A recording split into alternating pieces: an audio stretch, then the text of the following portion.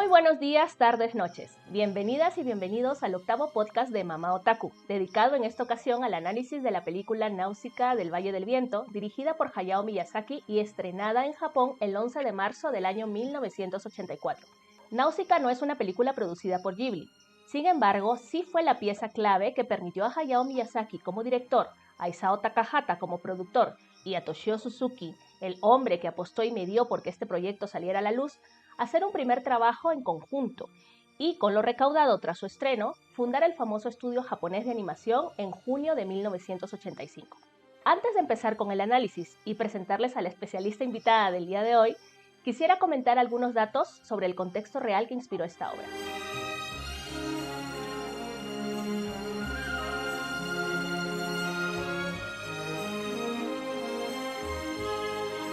Miyazaki empezó a escribir e ilustrar el manga de Náusica en 1982 y lo terminó en 1994, motivado por Suzuki.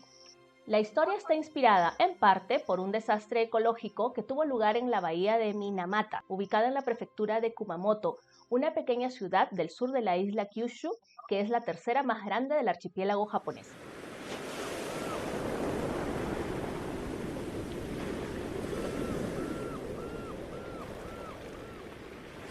La tragedia comenzó en el año 1956, cuando los habitantes de Minamata empezaron a mostrar diversos síntomas de una enfermedad desconocida que poco después, y gracias a las investigaciones, se vinculó directamente con el consumo de peces y mariscos contaminados con mercurio vertido al mar por una fábrica de la corporación Chiso. Chiso es una compañía petroquímica japonesa que en la actualidad produce, sobre todo, cristal líquido utilizado para las pantallas LCD. Entre los años 1932 y 1968, la fábrica Chiso, instalada en Minamata, liberó grandes cantidades de desechos industriales que contenían altas dosis tóxicas de metilmercurio. Esto llevó a la muerte a 1.784 personas tras presentar demencia, parálisis y coma, y más de 2.000 habitantes de la zona desarrollaron deformidades osteomusculares y perdieron la capacidad de realizar funciones motoras, tales como caminar. Muchos de ellos también perdieron total o parcialmente la vista, el lenguaje y la audición. También se presentaron casos de abortos y nacimientos prematuros. Tras un proceso legal de 15 años, la justicia sentenció a Chiso como responsable del desastre en 1971. La fauna marina de la bahía, por su parte, continuó reproduciéndose en este medio hostil, generando estrategias de adaptación. Esta resiliencia de la naturaleza, en contraposición al sufrimiento de los seres humanos, fue tomada por Miyazaki como referencia para construir el ecosistema del mar de putrefacción.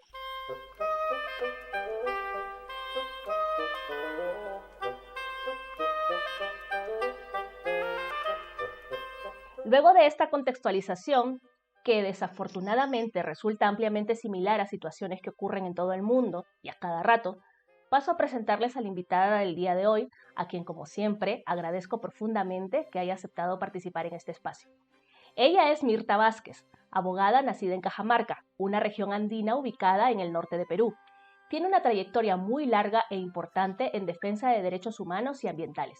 Como abogada, Mirta ha tenido a cargo la defensa de la señora Máxima Acuña, merecedora del Premio Medioambiental Goldman en el año 2016, gracias a su lucha contra el megaproyecto minero Conga, de propiedad de Newmont Mining Corporation y Compañía de Minas Buenaventura. Y con todo esto, y más en su hoja de vida, ha conformado una familia y es mamá. De hecho, uno de sus hijos ha sido compañero en la escuela de mi hija mayor, Ana. Bienvenida, Mamá Otaku, Mirta. Bueno, muchísimas gracias por la invitación a tu programa, querida Ángela. Es para mí un gran gusto estar en este espacio tan agradable de análisis, además, y de un espacio en el que podemos dirigirnos a grandes, pequeños y además hacer reflexiones importantes sobre lo que está sucediendo con el planeta, con nuestra sociedad, ¿no? Te puse de tarea a mirar varias películas de estudio Ghibli. ¿Qué podrías comentar así como persona que las ha visto por primera vez, ¿no? Bueno, no todas, porque Totoro me dijiste que ya la habían visto, ¿verdad? Sí, pero digamos, había mirado, por ejemplo, Mi vecino Totoro con mis hijos, ¿no?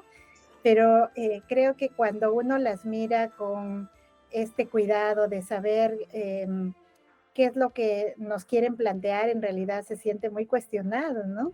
Yo cuando he visto las 3 películas, sobre todo Náusica, que me impactó mucho por el escenario, sobre todo, ¿no? Me he sentido muy cuestionada, además, como parte de una sociedad que creo que no estamos lo suficientemente conscientes de lo que podemos provocar, de los grandes desastres, ¿no? Entonces, sí, me parece que es fundamental ahora mismo no solamente hacer la reflexión a partir de materiales tan bonitos como estas películas, ¿no?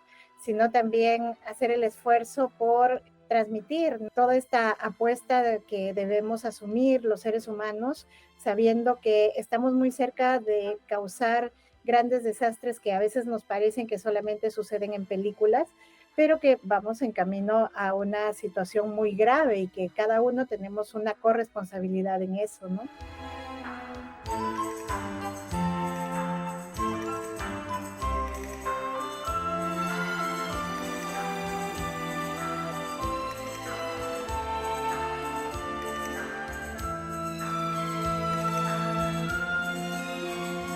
¿Podrías explicarnos la vinculación de los derechos ambientales con los derechos humanos?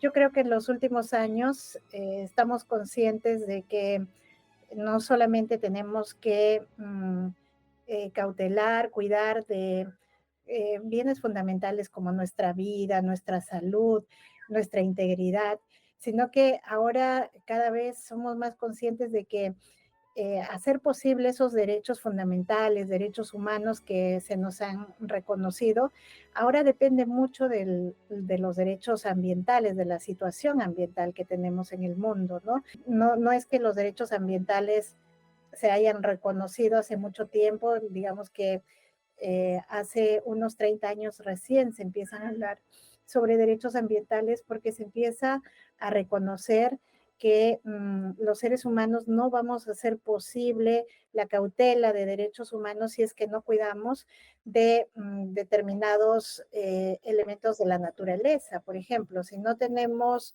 aire limpio, vamos a poner en riesgo nuestra salud, nuestra integridad, nuestra vida finalmente. Si no tenemos agua, finalmente no vamos a hacer posible derechos tan fundamentales como el derecho a la vida. Entonces hay una interdependencia, hay una relación directa entre lo que son los derechos humanos y los derechos ambientales.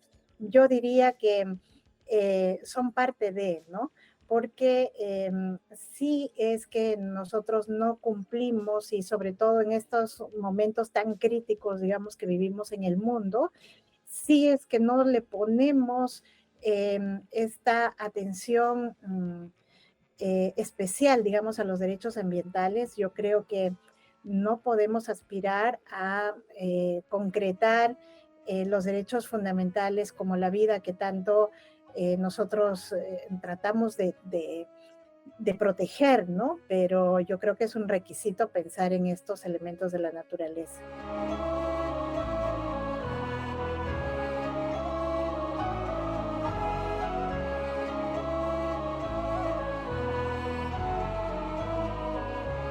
Hoy 5 de junio se celebra el Día Mundial del Medio Ambiente. Las Naciones Unidas han designado esta fecha para destacar que la protección y la salud del medio ambiente son cuestiones importantes que afectan al bienestar de los pueblos y el desarrollo económico en todo el mundo, que es lo que acabas de explicarnos. La celebración de este día nos brinda la oportunidad de ampliar los conocimientos para una opinión ilustrada y una conducta responsable de las personas, empresas y comunidades en la preservación y mejora del medio ambiente. Ahora bien, ¿consideras tú que en Perú y en nuestra región latinoamericana se han hecho avances significativos en la construcción de un modelo de desarrollo con menores impactos negativos sobre nuestros ecosistemas y el medio ambiente? Reconociendo que por lo menos hace unas 3 o 4 décadas ya en América Latina como en el resto del mundo ya se habla de manera más recurrente de los derechos ambientales, de los derechos de la naturaleza, y somos más conscientes de que son, digamos, estas condiciones básicas como para seguir planteando incluso temas como el desarrollo, ¿no? Creo que es una condición que ya no podemos colocar de lado, es un tema que hay que tener en cuenta, son variables que no se pueden soslayar, digamos, cuando hablamos de desarrollo, cuando hablamos de hacer posible derechos fundamentales como la salud, la vida, etcétera. Pero fíjense, a pesar de que, claro, hemos tenido algunos avances incluso normativos, nosotros como país, por ejemplo, en el año 90, recién empezamos a discutir una ley de ambiente. De hecho se aprobó un código del medio ambiente que bueno, después quedó desfasado, digamos, y quedó de alguna manera sin poder ser posible que se concrete, porque las leyes económicas se sobrepusieron sobre este código. Y bueno, después hemos demorado mucho para sacar otras leyes, pero tenemos una ley de medio ambiente. Pero fíjense, yo creo que está haciendo mucha falta en nuestro país, sobre todo, que no solamente tengamos avances más significativos en leyes, sino que tengamos políticas y hagamos acciones concretas, sabiendo que los temas ambientales son una prioridad. Creo que en este momento, como Estado, como país, no estamos planteando de manera seria una política ambiental, no estamos planteando de manera seria tener en cuenta los factores que tienen que ver con los temas relacionados a la naturaleza, la conservación del ambiente. Más bien, yo creo que sigue persistiendo, nos resistimos a tratar estos temas y los seguimos viendo desde los estados, sobre todo como si fueran un obstáculo a la inversión, como si fueran un obstáculo al crecimiento económico. Hay mucho prejuicio sobre eso. Yo además que he estado en algunas posiciones en el estado importantes, digamos, desde ahí yo he podido constatar que no es un tema priorizable, ¿no? Digamos, los gobernantes.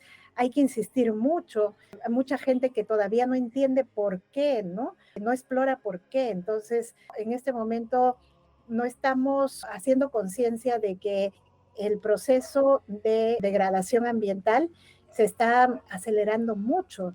Nosotros somos uno de los países que estamos en una situación de mayor riesgo, somos el tercero de mayor riesgo al cambio climático, por ejemplo, ¿no? Todo lo que está pasando, por ejemplo, inundaciones, que hay huaicos, que hay sequías también, los incendios forestales en ciertas épocas, todo eso son síntomas de lo que estamos ya enfrentando en términos ambientales. Sin embargo, lo que yo siento es que no hemos tenido muchos avances concretos, ¿no? Y que muchas veces además retrocedemos, incluso en las leyes, a veces para promover más inversión, lo que hacen los gobiernos es reducir las exigencias ambientales, ¿no? Como para que los inversionistas se animen a venir al país. Me da la impresión que si seguimos así, realmente vamos a tener un problema muy serio. Ahora mismo, con las inundaciones, por ejemplo, que ha habido en el norte, y además viene una época muy dura, el Niño, por ejemplo, y nadie visto con una decisión clara respecto a qué vamos a hacer, cómo vamos a invertir para tratar de contener estos cambios, estos daños ambientales. Entonces, así estamos. Yo creo que todavía muy escasos de esta mirada seria, esta apuesta seria de lo que debería ser la protección del ambiente, ¿no?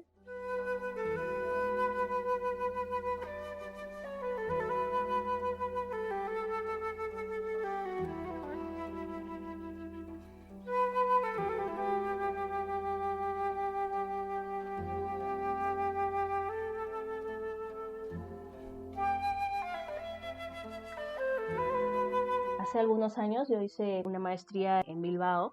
Había un movimiento que estaba en crecimiento, que era precisamente el movimiento de crecimiento, ¿no? Que era ya no seguir apostando por el modelo de desarrollo de altos niveles de consumo, sino más bien reducir los gastos, el consumo de los materiales, de los recursos naturales que hacen las personas. Se trabajaba a nivel de comunidad, a nivel de individuos y de familias, de grupos familiares.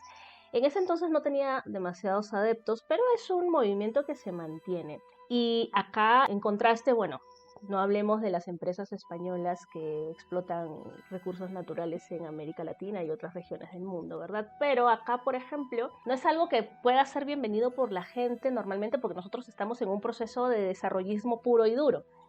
No estamos en un momento en el que el crecimiento pueda significar para nosotros una opción de vida, ¿no? Porque es que la modernidad nos tiene tan deslumbrados que es hacia donde pretendemos apuntar, digamos, generalizando, para poder tener una vida mejor, ¿no? Porque el bienestar está visto como acceso a tiendas, acceso a materiales, a comida diversa, etcétera, etcétera. Lo que solían decir los que estaban en contra del movimiento de decrecimiento en Europa era, pero ¿de qué sirve que nosotros nos comportemos de tal o cual manera si al final China, las empresas chinas, las empresas estadounidenses, las grandes empresas son las que en realidad producen la mayor cantidad de carbono y la mayor cantidad de contaminación en el mundo? Como diciendo, bueno, la ciudadanía podrá hacer lo que quiera, podrá hacer su separación de residuos, pero mientras las cosas sigan funcionando de ese modo a nivel de grandes corporaciones, no vamos a conseguir nada, ¿no? Razón no les faltaba, pero pienso de todas maneras que una conciencia y unas acciones específicas por parte de la comunidad son indispensables de todas maneras, ¿no? A ver, en principio yo creo que es muy importante ahora mismo que introduzcamos en la educación, sobre todo de los niños, por ejemplo, el tema ambiental, qué significa, que entiendan el valor de lo ambiental, y eso se puede hacer, digamos, sería ideal que se trabaje incluso desde la escuela, cosa que yo veo que todavía es muy débil la educación en estos temas. Y si no, pues en las familias tendríamos que estar trabajando con los niños un tema tan importante que además tiene que tener una reflexión sobre los diferentes enfoques que hay o cómo aborda los temas ambientales. Por ejemplo, hemos tenido el enfoque por muchos años de la economía verde, ¿no? Que incluye todos estos procesos de reciclar, de reutilizar. Y claro, hay como varias opciones también supuestamente técnicas para afrontar los impactos. Ese es un enfoque, pero creo que el problema ambiental en el mundo está tan grave que hay que cambiar también ese enfoque. Ya no solamente hace falta el tema de reciclar, reutilizar, qué sé yo, ¿no? Pagar por bonos de carbono, etcétera. Ya creo que eso es una visión que resulta insuficiente y hay que empezar a hablar de otros enfoques, el de crecimiento o el tema de la reducción del consumo, pero son enfoques mucho más difíciles de abordar porque efectivamente, ¿qué significa decrecer? ¿No? En países como los nuestros, que como tú planteas, que más bien hemos estado y seguimos luchando por el crecimiento y además nuestra visión es cómo crecemos más y cómo llegamos a ser y tener los niveles de bienestar, entre comillas, que tienen los países europeos o Estados Unidos, ¿no? Entonces, yo recuerdo hace unos meses, por ejemplo, en Colombia, claro, casi censuran a una ministra por hablar de decrecimiento, ¿no?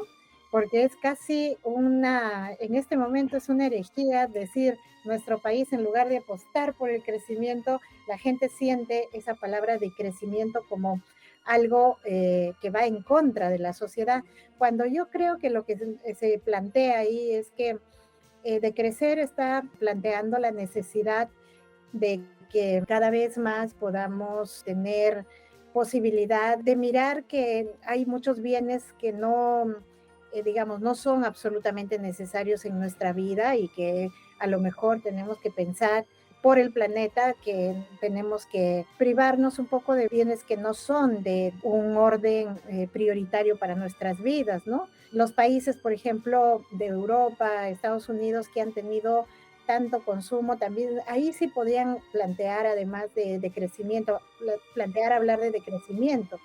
En nuestros países va a ser más difícil que la gente lo entienda.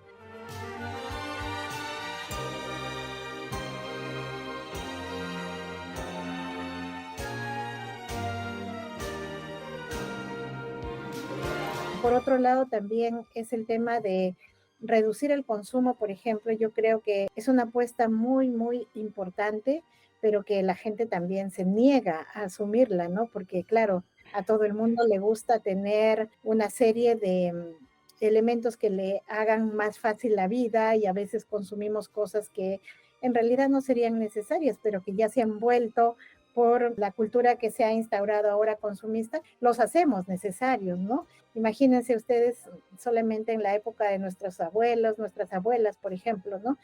no existían ni siquiera tanto plástico porque ellas iban al mercado con una canastita o con una bolsita de tela. Nadie usaba plásticos, pero claro, llegaron los grandes supermercados y todo te dan como empaquetado y luego todo se vende con productos plásticos, etcétera. El plástico se volvió una necesidad. Cuando nosotros aprobamos en el Perú una ley bien importante, ahora tenemos una ley del consumo de plásticos de primer uso que ya ahora, como ustedes ven en los supermercados, pues ya no nos dan de regalo, sino que si uno quiere la bolsita tiene que comprarlo, porque esa es una manera también de obligar a la gente a pensar en que si va a gastar dinero en más plásticos, porque muchas veces cuando nos daban de regalo, pues solo lo pedíamos y acumulábamos más estos elementos. Cuando se aprobó esa ley de plásticos, mucha gente se resistía. ¿Yo cómo voy a llevar mi bolsa de tela? ¿Yo cómo voy a llevar un plástico que ya he utilizado para recoger mis productos? ¿Qué sé yo, no? Y claro, y uno dice, pero eso es lo mínimo, pero ahí uno ve cuánta resistencia hay a estos cambios. Y si en esa pequeña cosa hay resistencia, imagínate tú en otras cosas, ¿no? Nosotros, por ejemplo, somos una sociedad absolutamente consumista, desde que miras un poco cómo es la cultura, ¿no? Ahora, por ejemplo, con el tema de la moda, todo el mundo pues cambia de ropa, por ejemplo, a cada momento. Y nadie está consciente que para fabricar, por ejemplo, un jean, cuánta agua se necesita, qué huella ecológica está dejando la producción de cada uno de estos elementos. Nadie está consciente de eso, le encanta ir a la moda, ¿no? Solo por poner un ejemplo. O ahora con los aparatos, claro, todo el mundo quiere tener un celular y el celular del momento, ¿no? Sí. Y claro, ya no usamos estos aparatos solo para comunicarnos, sino que queremos un aparato más sofisticado para que podamos realizar una serie de actividades. Y claro, producir estos aparatos es realmente destruir muchos bienes de la naturaleza. Entonces, no estamos dispuestos a pensar en eso porque nos importa más la comodidad. Así que yo creo que igual vale la pena hacer estas reflexiones, introducir estas reflexiones, no solamente para los niños, sino para en general. Yo creo que todas las personas, el Estado debiera tener una política en la que se hable más sobre estos temas. Nosotros como país no tenemos ninguna política donde se hable sobre los temas ambientales, donde se discuta, ¿no? En diferentes espacios. No se habla de eso. Solo cuando hay un desastre la gente se asusta, reclama, etcétera, pero después todo el mundo se olvida. Todo el mundo se olvida. Entonces no somos, yo creo que estamos todavía muy lejos de ser una sociedad que piense realmente en lo fundamental, en lo crítico, que se vuelve no pensar en estos factores porque nos empuja pues a una suerte de desastre en el que todos estamos colaborando, ¿no? Todos. Y solo para terminar esta partecita es que alguna gente dice, ¿yo para qué dejo de consumir, reduzco, etcétera? Sí, bueno, los países grandes están produciendo gran cantidad de carbono, Claro. pero yo creo que sí hay una responsabilidad grande de los países, pero nosotros también tenemos una responsabilidad y si los países grandes no quieren reducir y sobre ese pretexto el resto tampoco quiere hacer su propio esfuerzo, eso está generando un problema mucho mayor, ¿no? Un problema mucho mayor. Nosotros entre todos podríamos revertir de alguna manera algunas situaciones. Si nuestras prácticas fueran más ecológicas, por ejemplo, también eso nos obligaría, incluso nos comprometería a exigirle a los estados que cumplan con ciertos estándares, pero ahora es como que a nadie le interesa el tema, ¿no? Yo tengo a veces la impresión de que la posibilidad de acceder al consumo por créditos o por materiales de bajo costo, etcétera, está también bastante vinculado a la gran brecha de desigualdad que tenemos en este país y a la necesidad de las personas de poder verse en un estatus diferente o de superar una situación de pobreza o de falta de acceso. Porque si te das cuenta, lo primero que hacemos las personas una vez que tenemos un poder adquisitivo diverso es precisamente que se note que lo tenemos, ¿no? Y es algo en lo que siempre nos estamos fijando y no es por una cuestión de vanidad, sino sencillamente porque constantemente se está luchando contra la posibilidad de ser pobre en un país tan desigual y con una pobreza tan terrible, ¿no? Creo que ahí también hay una afectación que deberíamos considerarla de manera transversal, ¿no? Para cuando hacemos también un análisis de la situación general que tenemos. Tus ojos de agua infinita se bañan las estrellitas, mamá. En tus ojos de agua infinita se bañan las estrellitas, mamá. Agua de luz, agua de estrellas, Pachamama viene del cielo. Agua de luz, agua de estrellas, Pachamama viene del cielo. Cuando me estuve informando sobre la tragedia ecológica de Minamata, recordé con bastante incomodidad y tristeza el derrame de mercurio en Choropampa, Cajamarca, que afectó la salud de más de 1.000 personas campesinas. Esto ocurrió por una negligencia innegable de la empresa minera Yanacocha durante el traslado del material para separar y extraer oro. En esa época, yo recuerdo que tanto los medios de comunicación como personas comunes o lobistas de la empresa respaldaron a Yanacocha. Se llegaba a decir que las personas, en su ambición, habían recogido el material líquido porque les parecía que podría tener algún valor. Pero eso se difundió bastante.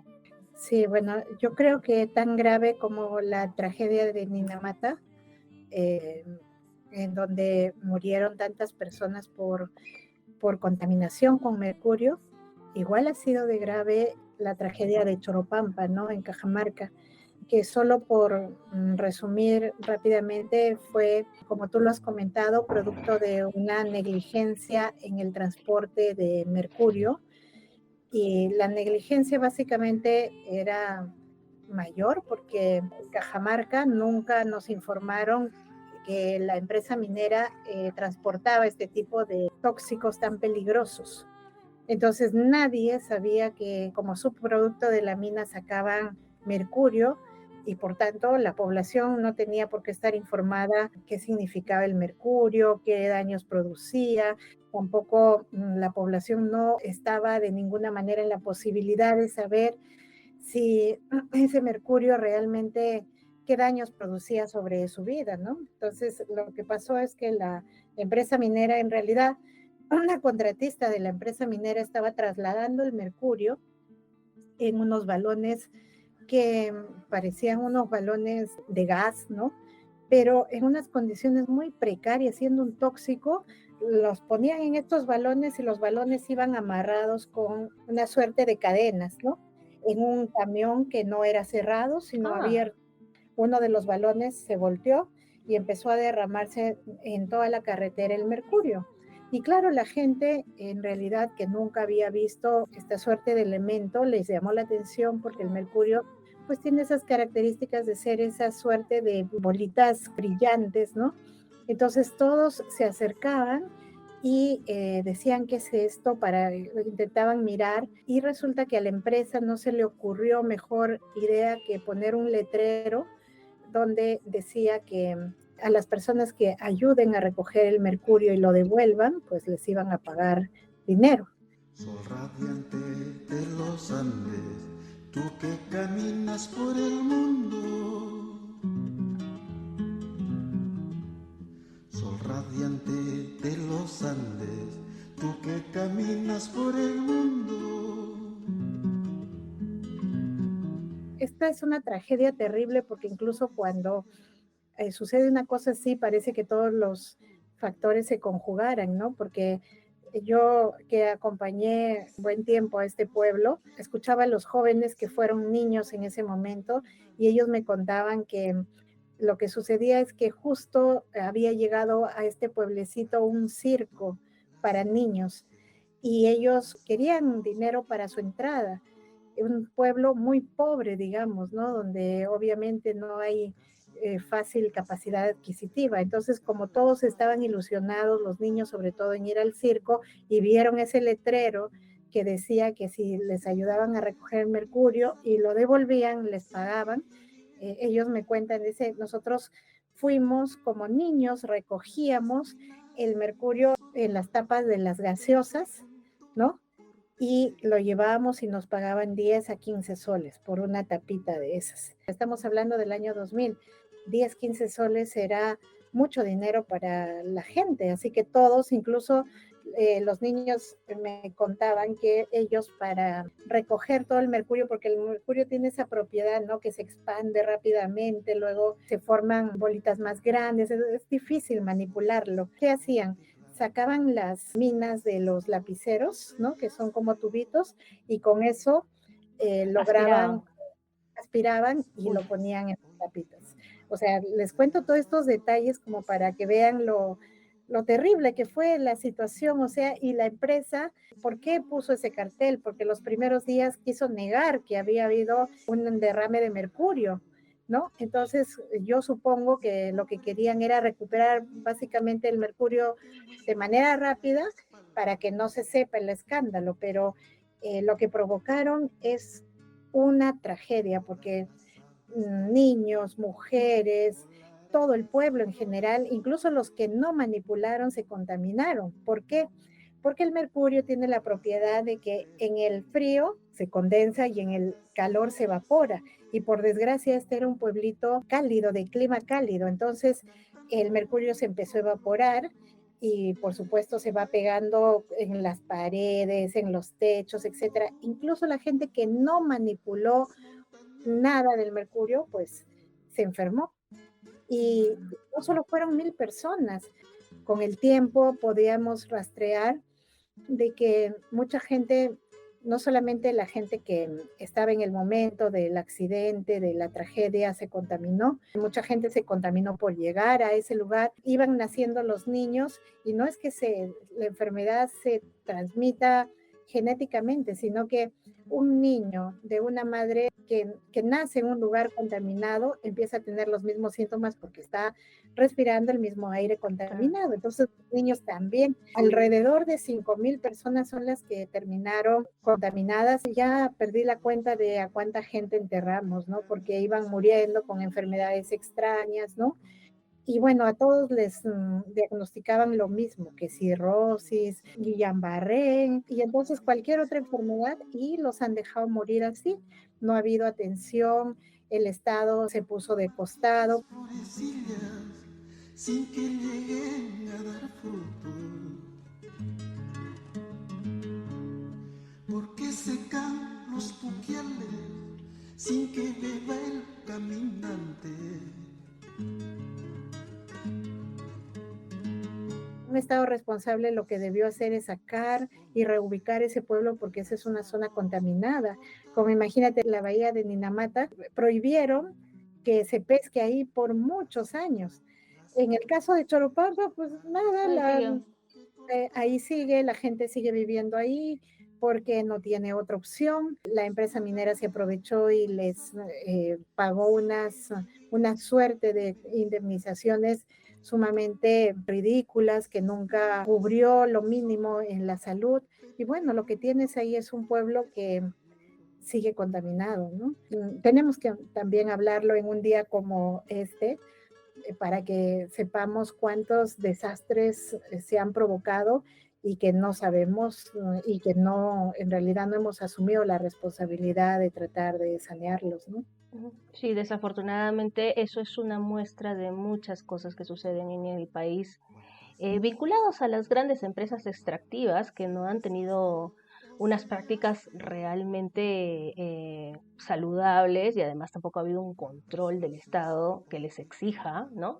Que su tecnología sea de última generación y que garantice que no van a hacer daño. Acá, bueno, estamos muy cerca de Las Bambas, aquí en Apurímac, también es una historia bastante difícil, bastante complicada, con mucha corrupción detrás, entonces, bueno, es como te digo, solo es una muestra de lo que pasa constantemente. Nosotros en Ecuador vivimos en Lago Agrio, que es una zona también de alta contaminación por derrames de petróleo, y pasaba lo mismo con las personas que terminaban con alguna enfermedad vinculada a la contaminación eran diagnosticadas con cualquier otra cosa menos eso, ¿no? Durante años, para que pues el Estado no tuviera nada que ver con este proceso que desde la sociedad civil se ha seguido, ¿no? En contra de esta compañía petrolera. Cantando un solo himno, la alegría de los niños. alzando a una sola fuerza las montañas que nos pesan.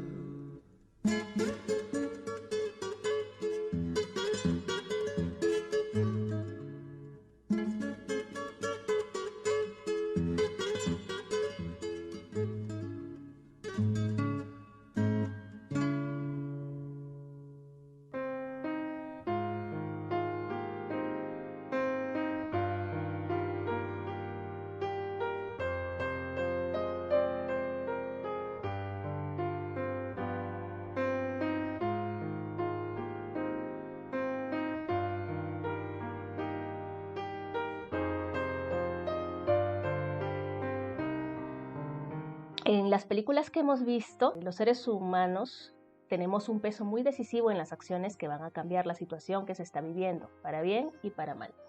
En Mi vecino Totoro, por ejemplo, la naturaleza representada por los totoros, el gato bus, los duendes del polvo y otras criaturas es generosa con las personas inocentes y las ayuda de manera efectiva, las protege. En Náusica, en cambio, nadie, excepto la protagonista, percibe que la naturaleza es un ecosistema capaz de generar una simbiosis con la gente, un intercambio de beneficios. El bosque de putrefacción, lleno de insectos gigantes feroces y esporas venenosas, significa la muerte para los seres humanos, nada más. En cambio, esta joven valiente y con una curiosidad científica enorme, se adentra en este espacio hostil y aprende a interpretarlo. Descubre que en realidad tanto insectos como plantas están limpiando el desastre que la contaminación y las guerras humanas han provocado. Pero esto solo es posible gracias a que ella no se ha colocado en una posición de superioridad moral respecto a las criaturas no humanas. Esta afirmación rompe con la idea judeocristiana del ser humano como centro del universo y plantea la necesidad de interactuar con el entorno natural de manera equilibrada. Aprender de los insectos, por ejemplo, aprender de las plantas, garantizar la sostenibilidad de los recursos. Esto no cuadra para nada con nuestro actual modelo de consumo y de crecimiento, ¿no? Y también lo he visto mucho, por ejemplo, he recordado a la señora Máxima y también a esta joven del documental sobre la laguna. La hija de la hija laguna. de la laguna, ¿no? Que esta cosmovisión diversa de la naturaleza, ¿no? Que debería existir en equilibrio y que además tiene una vida, tiene un espíritu y tiene algo que enseñarnos. Desde nuestra visión desarrollista occidentalizada parece mitología que no tiene razón de ser ahora que somos tan modernos, ¿no? Pero claro, y si sucede esto en Náusica, ella es la única niña que se da cuenta de que a todas las vidas hay que protegerlas, ¿no? Y eso a mí me parece bastante rompedor también. Es muy sintoísta, pero es importante. Pero además a mí, yo en realidad en las tres películas creo que vale la pena hacer como una comparación con lo que tenemos nosotros también en nuestro país, las comunidades. Por ejemplo, en Mi vecino Totoro, ¿no? Claro, bajo la cultura japonesa, yo supongo que hay toda una cosmovisión respecto a los guardianes del bosque, por ejemplo, y lo pueden llamar Totoro, lo que fuere, pero en nuestra cultura hay lo mismo, ¿no? Y por eso Sí. es que cuando miraba Mi vecino Totoro, digo, ahí puede ser Totoro, pero aquí, por ejemplo, en nuestro país son los apus, Los ¿no? Por apus, ejemplo, sí, el los apu, apus. He sí, sí, escuchado sí. mucho a la gente hablando de los apus, que son los protectores, ¿no? Incluso ahora que recuerdas a Máxima, yo recuerdo mucho de ella cuando tenía una creencia muy fuerte sobre el poder, digamos, de los bienes de la naturaleza. Fíjate que ella alguna vez, bueno, en esos momentos que teníamos tanta preocupación porque qué iba a pasar, si la iban a sacar o no de su propiedad, ¿no? Si la iban a desalojar. Y entonces yo me preocupaba por eso, ¿no? ¿Qué va a pasar con Máxima? Y ella se preocupaba no solamente por ella y su familia y qué va a pasar si le quitan la tierra, qué sé yo, sino que ella se preocupaba por el agua. Pero además tenía una fe muy firme y me decía, el proyecto minero no se va a desarrollar. Y yo le decía, ¿cómo sabes, Máxima? Y me decía, porque las lagunas se defienden. Las lagunas se defienden. Está hablando de los bienes de la naturaleza como guardianes mismos, ¿no? Entonces, cuando miraba Mi vecino Totoro, decía, claro, ahí podríamos decir que los totoros de aquí en nuestro país pueden ser los apus, pueden Las ser las cochas, cochas, ¿no? sí, Entonces, sí me parece muy bonita esa óptica que creo que hay que mirarla como parte de esa cosmovisión y que nos enseña lo que tú decías, ¿no? Y eso las comunidades lo tienen muy claro y por desgracia la gente que vive en las ciudades no lo entiende. Pero creo que hay que abandonar, hacer el esfuerzo por abandonar esa visión antropocéntrica donde el ser humano es el dominador de todo, para pensar como lo hacen las comunidades, ¿no? Pensar en que ellos no tienen una visión antropocéntrica, ellos se ven como un elemento más de la naturaleza, sin más derecho que la laguna, que el río, que qué sé yo, ¿no? Que el Apu. Entonces, eso es una cosa bien bonita. Me causa mucha ternura ver sí. cómo las niñas, el propio papá, además creen firmemente en el guardián, ¿no?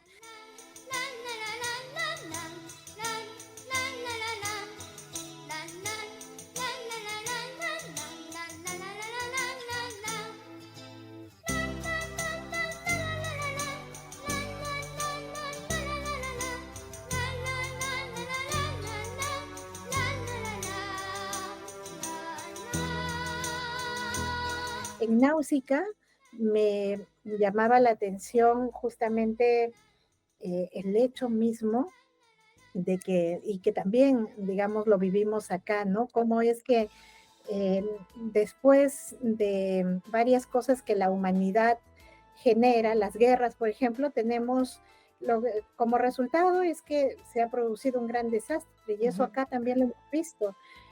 Las cosas que los seres humanos hacen finalmente tienen un impacto muy fuerte y traen consecuencias. Entonces, claro, nos quejamos, por ejemplo, de la contaminación, nos quejamos de que hay fenómenos como las inundaciones, las sequías, pero eso lo hemos provocado nosotros. Y claro, no somos capaces, como en Náusica, ¿no? Solo ella veía la capacidad y además trataba de entender por qué tenemos un bosque contaminado, por qué se producen en esos lugares esporas contaminantes, etcétera. Entra en una tensión con los que solamente están pensando en términos de qué vamos a hacer con eso que ya no sirve, lo botamos y no piensan más allá en qué es lo que está provocando esto, ¿no? ¿Qué es lo que nosotros también tenemos que plantearnos? Mucha gente está pensando, ay, bueno, sí, acá hay, por ejemplo, sequías o heladas, bueno, vamos a atender en las heladas a la pobre gente que se está muriendo de frío, pero no está pensando en qué es lo que ha provocado tantos desórdenes en el clima. Entonces Náusica tenía como esa visión de mirar qué es lo que está pasando. Además, ella comprende que el problema no son los insectos, no son las plantas, el problema es que están creciendo las plantas, por ejemplo, en medio de una tierra contaminada y eso es lo que las hace venenosas, ¿no?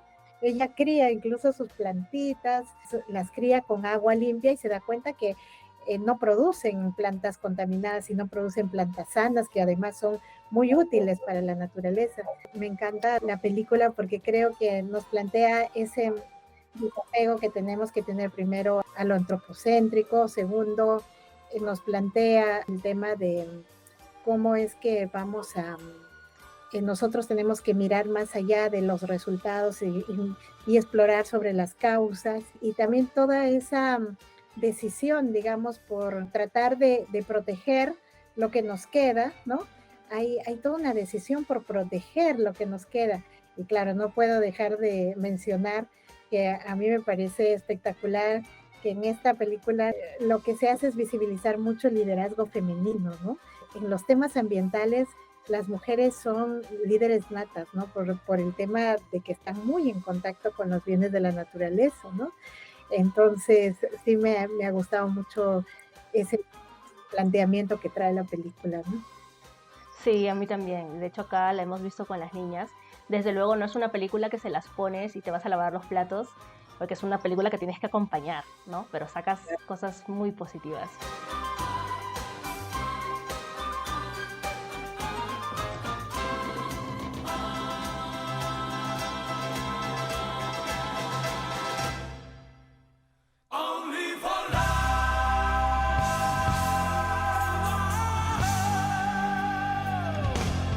Only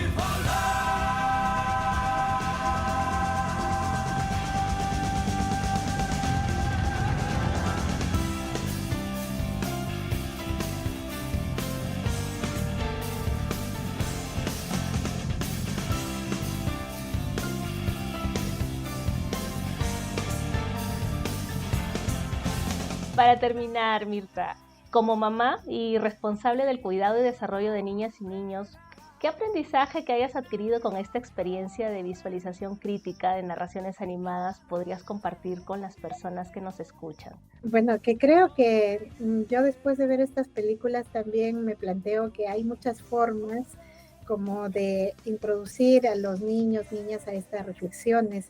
Y es una gran experiencia, por ejemplo, compartir con ellos estas, digamos, estos materiales, como tú dices, conjuntamente, tratar de hacer que ellos entiendan la película en toda su dimensión, porque es muy linda, digamos. Yo la primera vez que vi Mi vecino Totoro, además la vi porque mis hijos me la pusieron, ¿no? Y me dijeron, mira, hay que mirar estos dibujos, ¿no? Y claro, tú lo miras como unos dibujos más, no le prestas mucha atención, claro.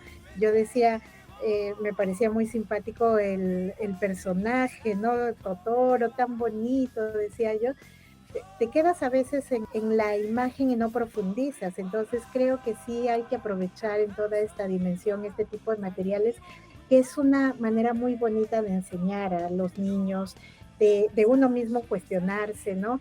Creo que estas pequeñas acciones que uno a veces no las valora y dice, bueno, mirar una película y ya hacer que los niños se den cuenta, no, parece no mucho, pero creo que pueden provocar grandes cambios, ¿no? Ojalá que vengan generaciones mucho más conscientes, que vengan generaciones mucho más comprometidas, mucho más desapegadas a lo que son las culturas consumistas o el antropocentrismo también, que las vayan abandonando.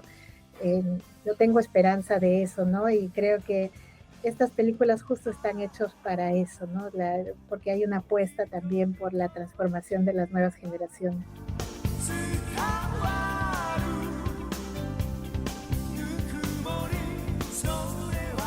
Con esta reflexión damos por finalizado el programa de hoy. Mirta, ha sido un gustazo enorme tenerte como invitada en Mamá Otaku. De nuevo, muchísimas gracias. Bueno, agradecerte por este espacio, me ha encantado. Yo estoy acostumbrada a entrevistas políticas que creo que a veces también en medio de estos escenarios no resultan tan importantes como siento que son estos espacios más reflexivos y que seguro van a aportar más, sobre todo para quienes están viniendo ahora en estas generaciones. Así que yo los invito, además, no solamente a mirar estas películas con los niños, sino uno mismo aprovechar estas películas animadas, porque creo que también nos despiertan el espíritu de niño, nos provocan reflexiones bastante, yo creo que interesantes. Volvemos a una etapa, nos hace recordar que tenemos un lado de inocencia los seres humanos y ojalá desde ahí pudiéramos también transformar. Así que muchísimas gracias por la invitación.